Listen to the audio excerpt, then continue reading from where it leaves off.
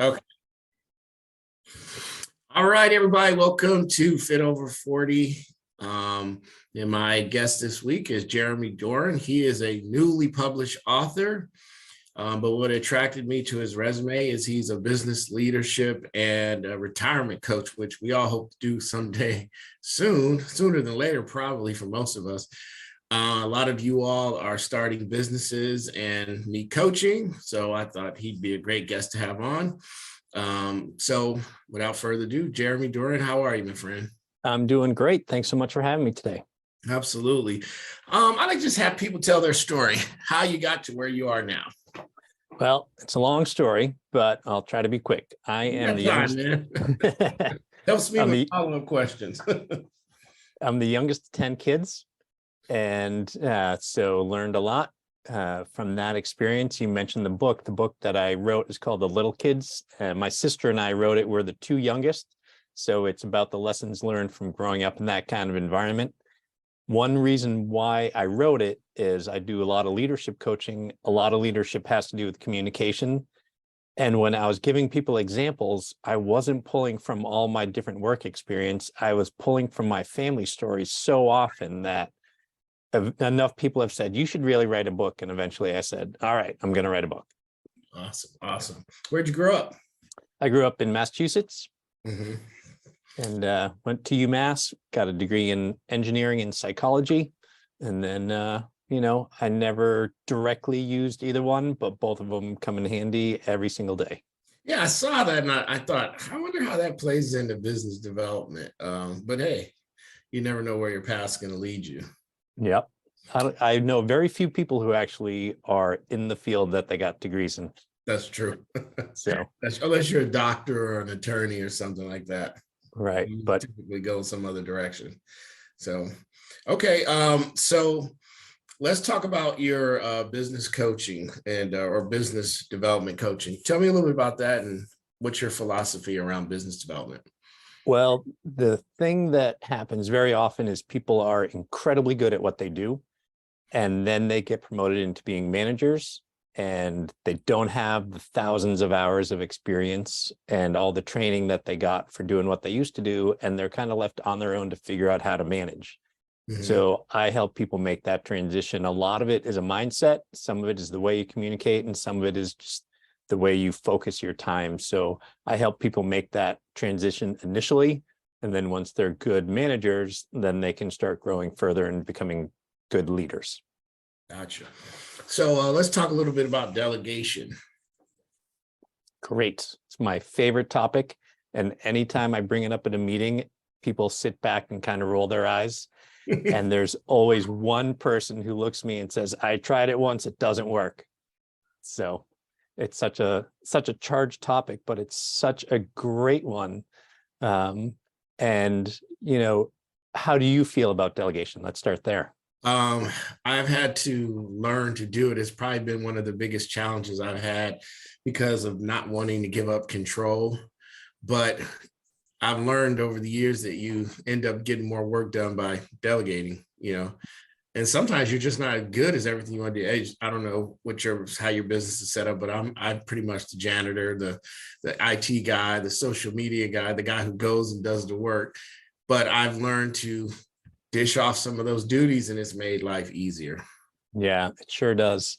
The reasons why people tend not to delegate is they think that they can do it better than anyone else can, that they think it's just faster. It's just faster to do it myself. And they think that no one else cares as much as they do. All things thought of, for sure. And plus you have your own vision of your business, and I guess a nice segue would be, how do you train somebody who's going to be doing your work to share your vision? Because some of the things I would have people do, I was always worried that they would mess it up. They don't get it. They don't get why I'm doing this. And that was a big fear. Or like you say, you've had people who say, I've hired people to do stuff and it just didn't come out right. So you're like, I don't want to keep doing this. Right. So it starts usually with, it's faster to just do it myself. Mm-hmm. But if you look for things that happen over and over again, it may be faster to do it yourself the first time. But the key is it's an investment at that point. You are spending the time so that they will learn, and then in the long term, it will save you a ton of time. So that's the first key point. The second one is you talk about training people. Delegating is the best way to train someone if you delegate well. So it's really a mind shift from taking things off your plate that you just don't want to do to I'm going to teach someone to be able to do everything I do. And the only way I can do that is to delegate to them. The trick is delegating well. I see. Okay. All right. All right. Tell me a little bit about, I'm looking at some of the concept I pulled off your different social medias and stuff. Tell me a little bit about unconditional learning. What does that mean to you? So unconventional learning, maybe? Yeah. Yeah. So I think that you learn lessons from a lot of different places. So as I said, when I'm coaching people about business, a lot of it comes from watching interactions between my brothers and sisters. And, my daughter one time tricked me into doing the trapeze, even though I'm afraid of heights. How did she do that? She did. We were on vacation, and every time we walked by the trapeze, they said, "Hey, do you want to do the trapeze?" And I said, "No way." And the third day they got smart and they said, "Hey, little girl," she was about 5 at the time, "do you want to try the trapeze?" She said, "Yeah." So they had her all strapped in and ready to start climbing that tall ladder. And she started crying. And they said, "What's the matter?" And she looked at me and says, "Daddy, will you go first?"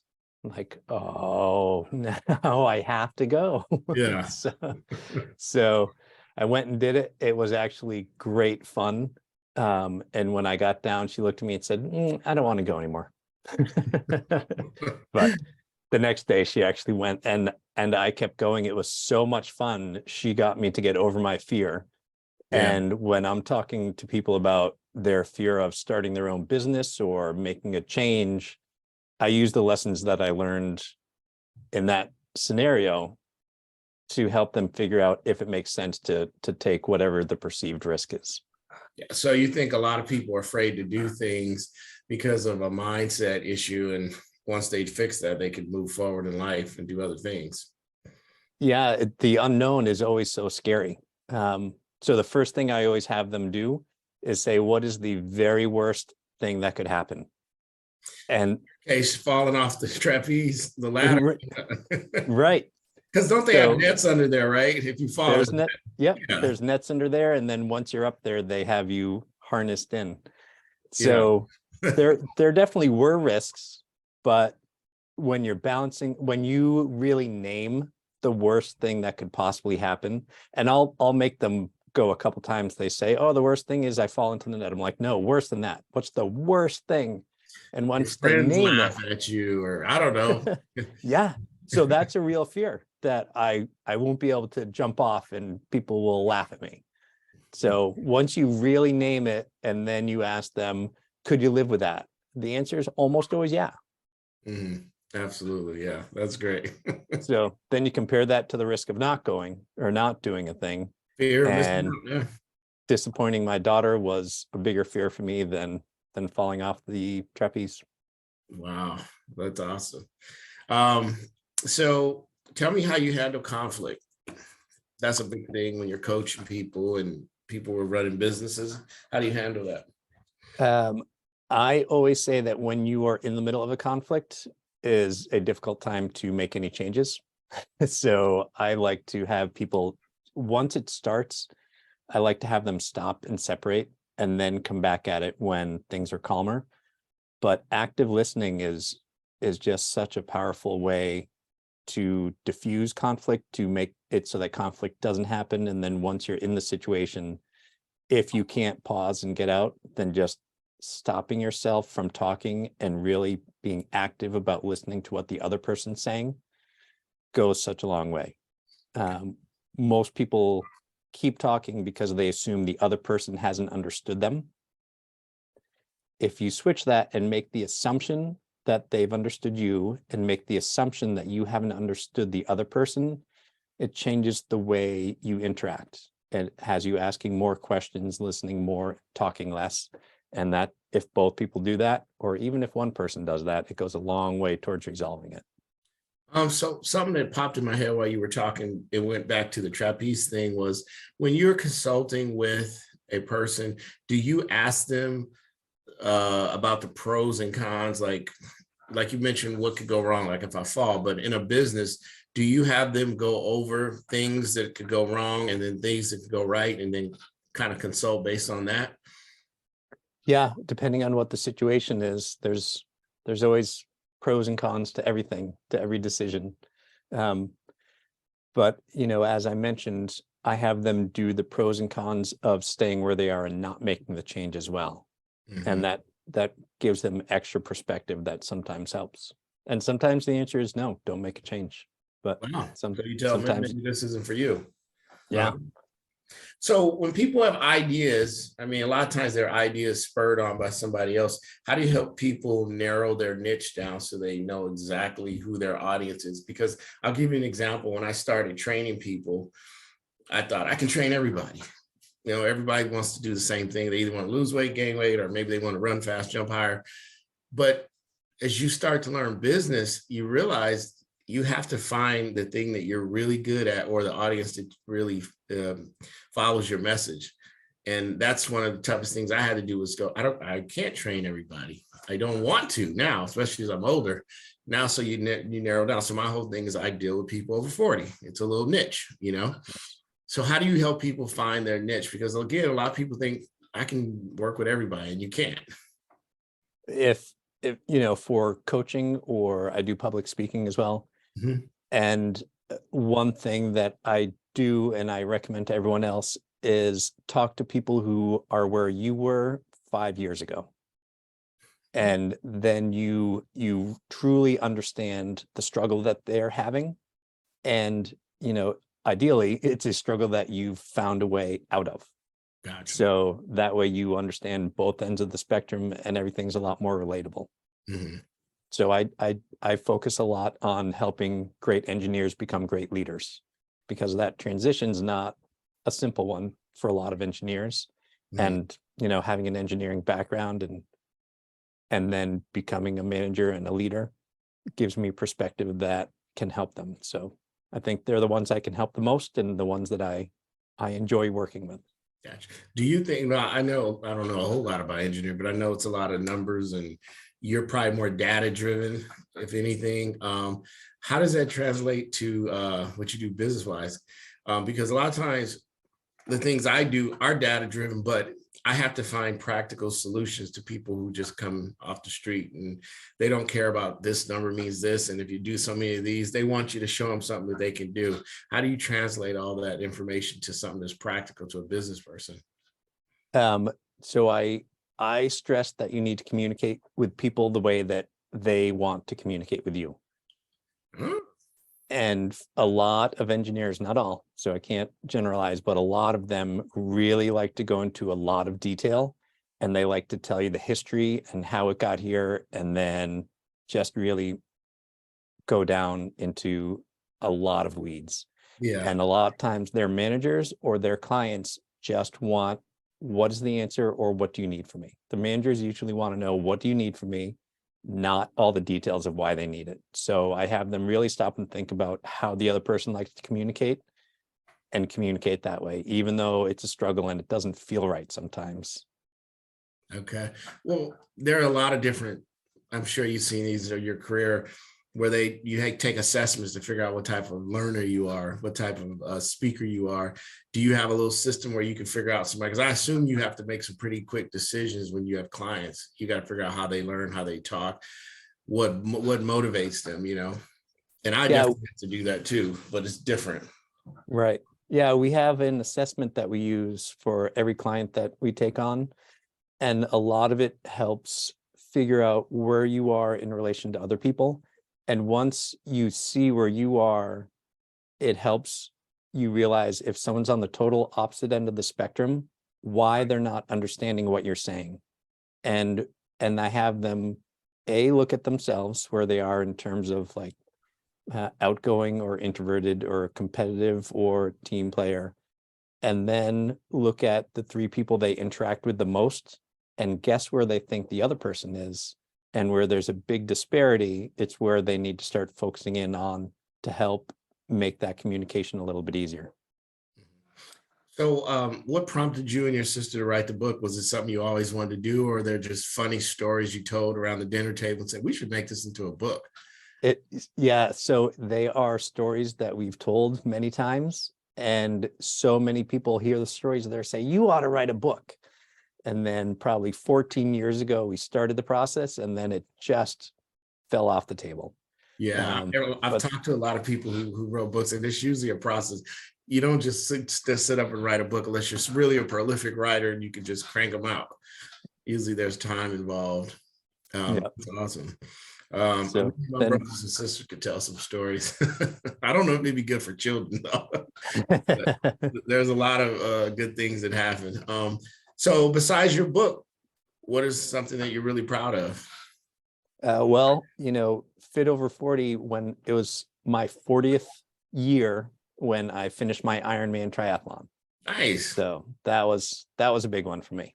That's a hell of a commitment. How did you get your mindset wrapped around that? Did you use your business mindset, or did you have to go somewhere totally different?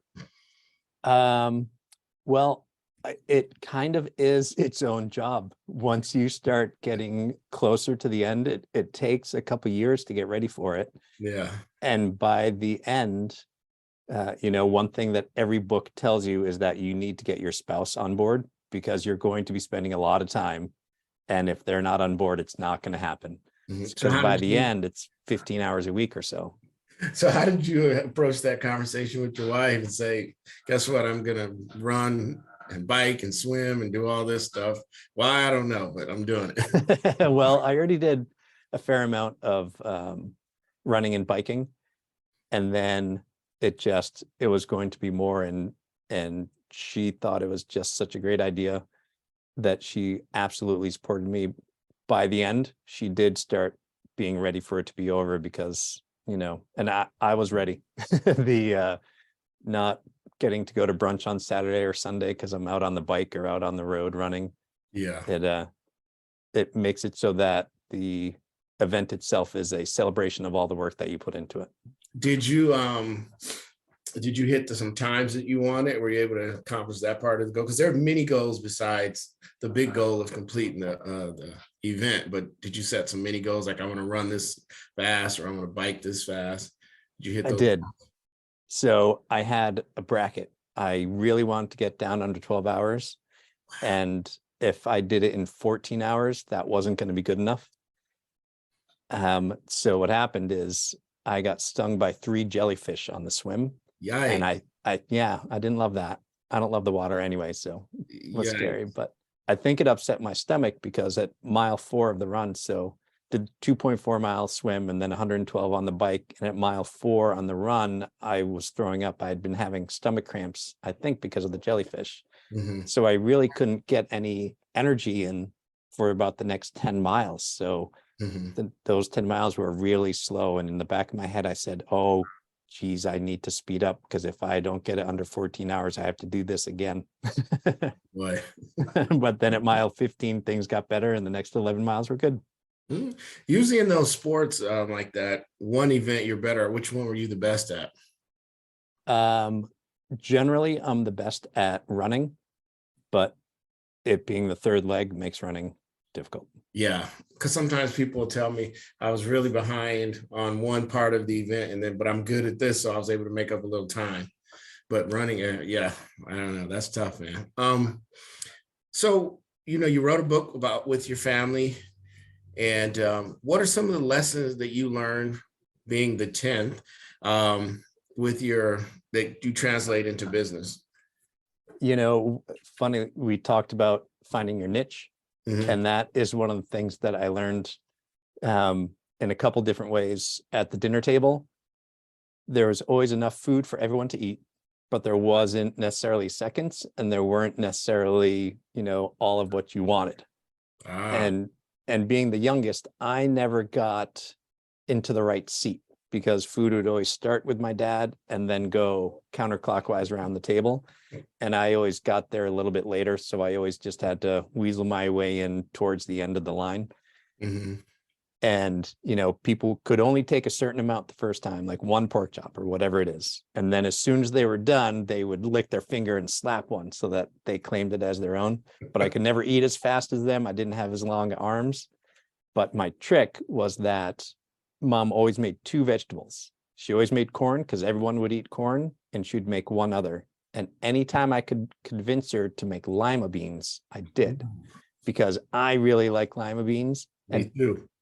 Oh, you were one of the few, because no one else in the family really did.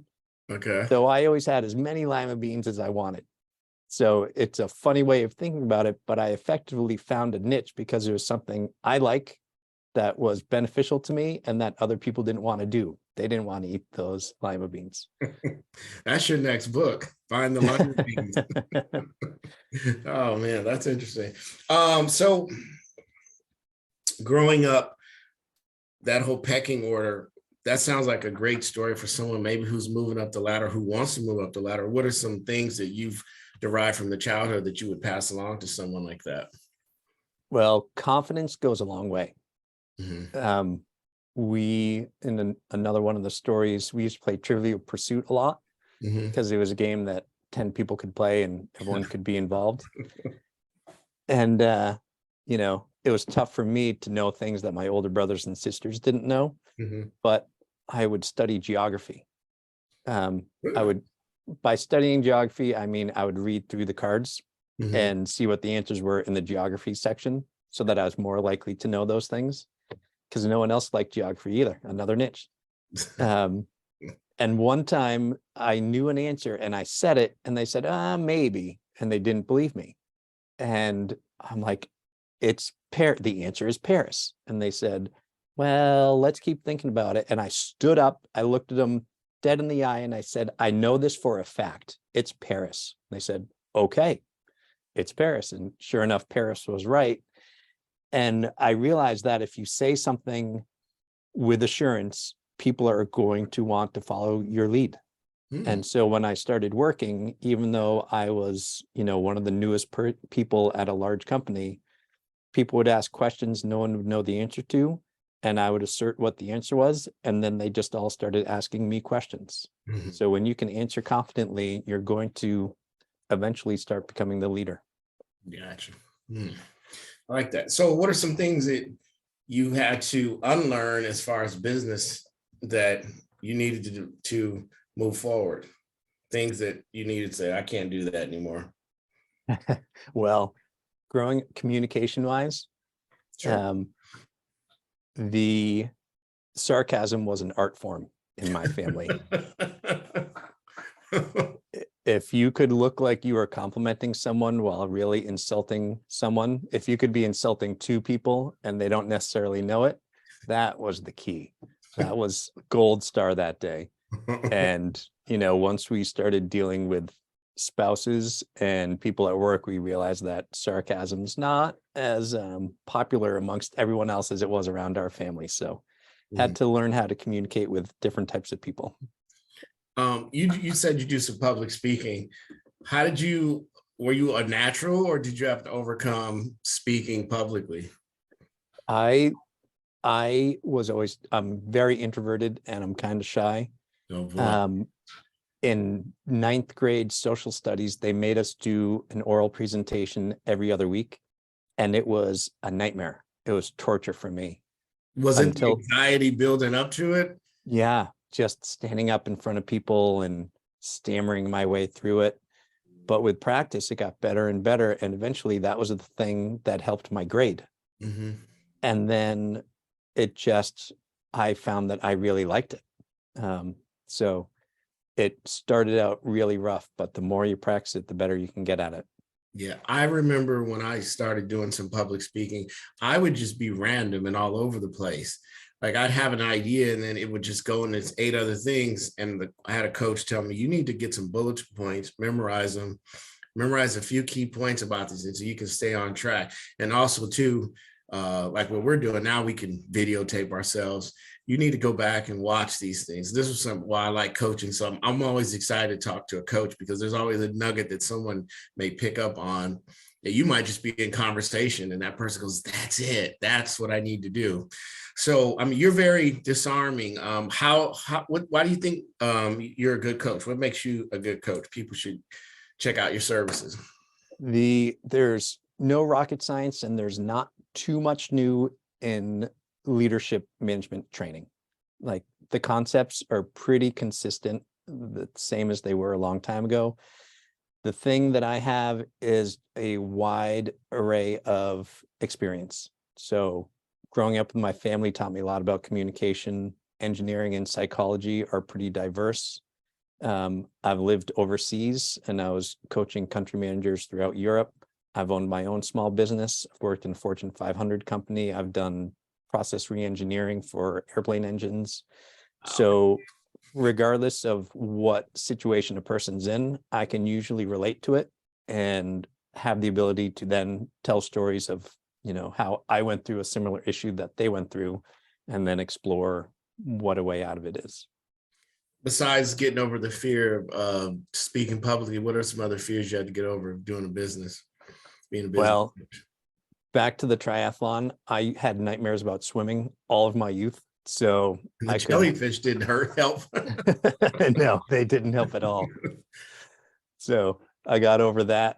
And I'm very happy getting up on stage and talking, but going to networking meetings still, it still causes a lot of anxiety for me. So I'll walk into the room with the goal of, once I get 4 business cards or whatever my goal is, then I'm free to leave. And I do that and I go. Gotcha. Okay. I asked the guy this before, and I'm curious about your answer. I say, you're going into a room of very successful, sometimes salespeople or business, leaders. Do you ever feel like, this guy makes a ton of money, how am I going to get him to listen to me, or this gal, whatever? Do you ever have that thought in your head, like, this guy's really successful, I'm here? Do you ever feel like, am I good enough? I guess that's a mindset question too, but do you ever feel that way?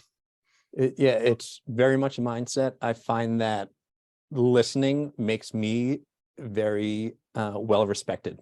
I've been in meetings before where I've literally never stated a single thing, and everyone in the room unanimously agrees at the end that I was the smartest person in the room. So when you're letting other people share things to you and you're able to ask good questions, then they have the respect for you. But in terms of, there's definitely times when I'm talking to someone, I'm like, they don't need my help. They're already so far, but everyone can benefit from the outside perspective.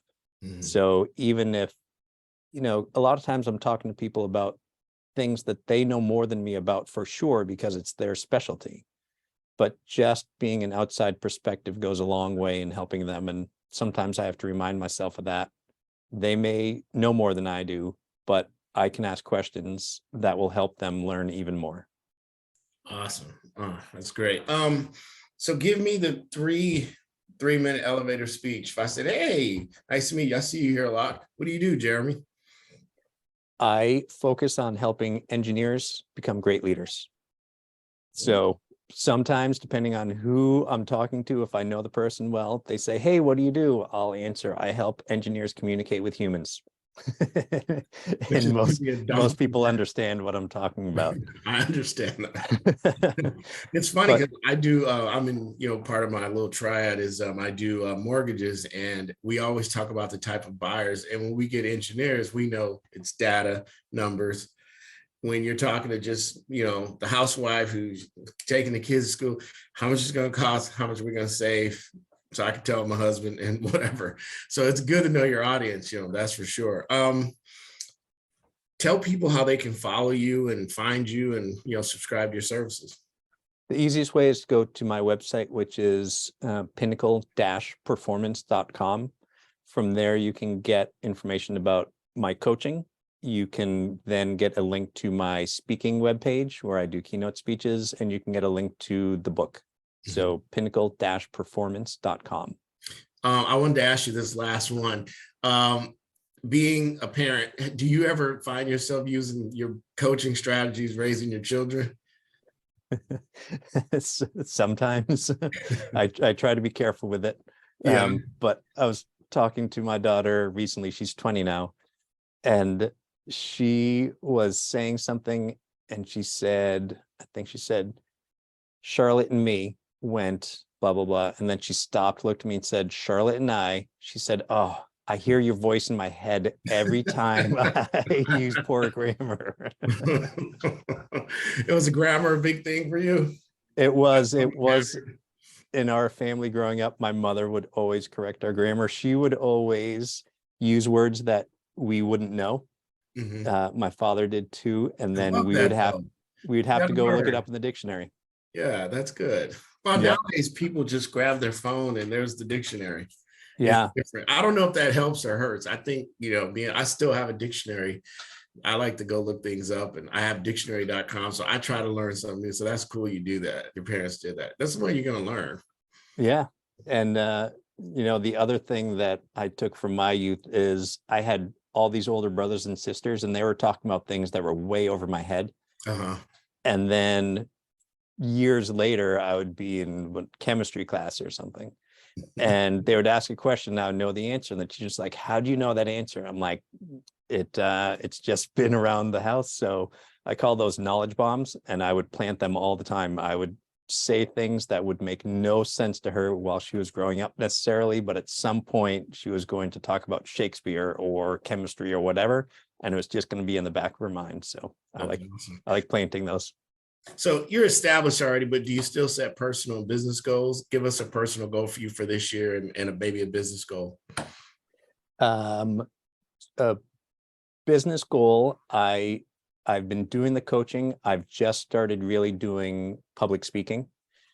So I have a goal of getting 18 speaking engagements this year.